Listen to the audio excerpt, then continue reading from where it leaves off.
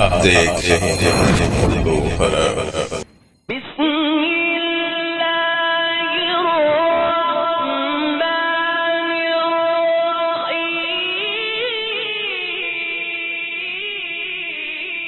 آپ صلی اللہ علیہ وسلم کے مل جانے کے بعد حضرت حلیمہ سعدیہ رضی اللہ تعالیٰ عنہ حضرت آمنہ کے پاس آئیں تو انہوں نے پوچھا، حلیمہ اب آپ بچے کو کیوں لے کر آئیں؟ آپ کی تو خواہش تھی کہ یہ ابھی ہم آپ کے پاس اور رہیں۔ انہوں نے جواب دیا، یہ اب بڑے ہو گئے ہیں اور اللہ کی قسم میں اپنی ذمہ داری پوری کر چکی ہوں۔ میں خوف محسوس کرتی ہوں کہ کہیں انہیں کوئی حادثہ نہ پیش آ جائے، لہٰذا انہیں آپ کے سپرد کرتی ہوں۔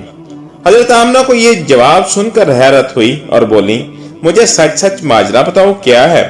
تب انہوں نے سارا حال کہہ سنایا۔ حلیمہ سعدیہ نے دراصل کئی عجیب و غریب واقعات دیکھے تھے، ان واقعات کی وجہ سے وہ بہت پریشان ہو گئی تھیں۔ پھر سینہ مبارک چاک کیے جانے والے واقعہ پیش آیا تو آپ صلی اللہ علیہ وسلم کو فوری طور پر واپس کرنے پر مجبور ہوئیں۔ وہ چند واقعات حضرت حلیمہ رضی اللہ تعالیٰ عنہ اس طرح بیان کرتی ہیں، ایک مرتبہ یہودیوں کی ایک جماعت میرے پاس سے گزری۔ یہ لوگ آسمانی کتاب تورات کو ماننے کا دعویٰ کرتے تھے۔ میں نے ان سے کہا، کیا آپ لوگ میرے اس بیٹے کے بارے میں کچھ بتا سکتے ہیں؟ ساتھ ہی میں نے رسول اکرم صلی اللہ علیہ وآلہ وسلم کی پیدائش کے بارے میں انہیں تفصیلات سنائیں۔ یہودی تفصیلات سن کر آپس میں کہنے لگے، اس بچے کو قتل کر دینا چاہیے۔ یہ کہہ کر انہوں نے پوچھا، کیا یہ بچہ یتیم ہے؟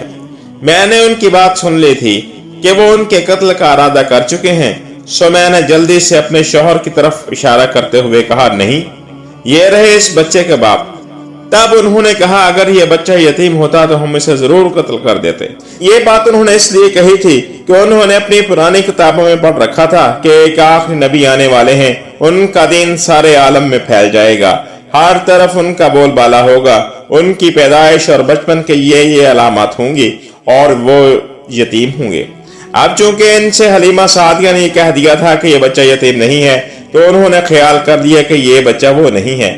اس طرح انہوں نے بچے کو قتل کرنے کا ارادہ ترک کر دیا۔ اسی طرح ان کے ساتھ یہ واقعہ پیش آیا۔ مرتبہ وہ آپ صلی اللہ علیہ وسلم کو اوقاز کے میلے میں لے آئیں۔ جاہلیت کے دور میں یہاں بہت مشہور میلہ لگتا تھا۔ یہ میلہ طائف اور نخلا کے درمیان لگتا تھا۔ عرب کے لوگ حج کرنے آتے تو شوال کا مہینہ اس میلے میں گزارتے، کھیلتے، کودتے اور اپنی بڑائیاں بیان کرتے۔ حلیمہ سعدیہ رضی اللہ تعالیٰ عنہ آپ کو مل لیے بازار گھوم رہی تھیں کہ ایک کاہن کی نظر آپ پر پڑی۔ اسے آپ میں نبوت کے تمام علامات نظر آ گئیں۔ اس نے پکار کر کہا، لوگو اس بچے کو مار ڈالو۔ حلیمہ سعدیہ رضی اللہ تعالیٰ عنہ اس کاہن کی بات سن کر گھبرا گئیں اور جلدی سے وہاں سے سرک گئیں۔ اس طرح اللہ تعالیٰ نے حضور اکرم صلی اللہ علیہ وآلہ وسلم کی حفاظت فرمائی۔ میلے میں موجود لوگوں نے کاہن کی آواز سن کر ادھر ادھر دیکھا کہ کس بچے کو قتل کرنے کے لیے کہا گیا ہے، مگر انہیں وہاں کوئی بچہ نظر نہیں آیا۔ اب لوگوں نے کاہن سے پوچھا، کیا بات ہے؟ آپ کس بچے کو مارنے کی بات کر رہے تھے؟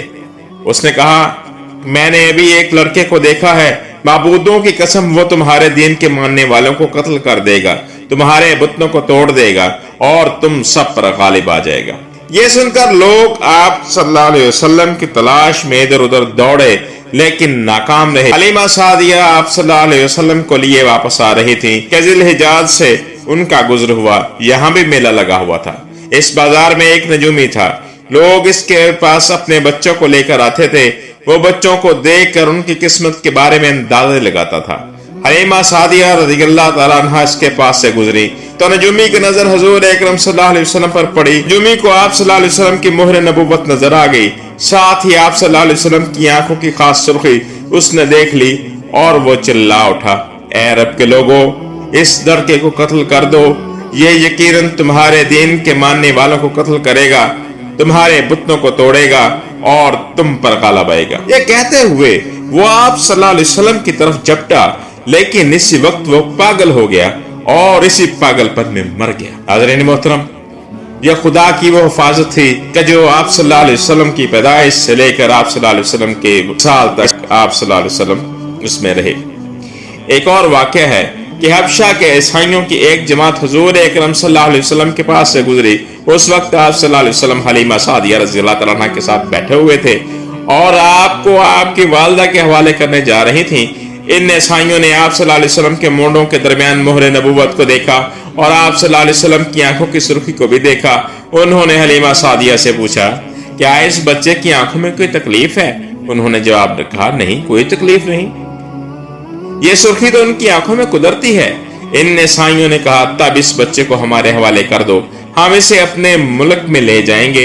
ये बच्चा पैगंबर और बड़ी शान वाला है, हम इसके बारे में सब कुछ जानते हैं। हलीमा सादिया रज़ी अल्लाह तआला अन्हा ये सुनते ही वहां से जल्दी से दूर चली गईं, यहाँ तक कि आप सल्लल्लाहु अलैहि वसल्लम को आपकी वालदा के पास पहुंचा दिया। इन वाकयात में जो सबसे अहम वाकया है वो सीना मुबारक चाक करने वाला था।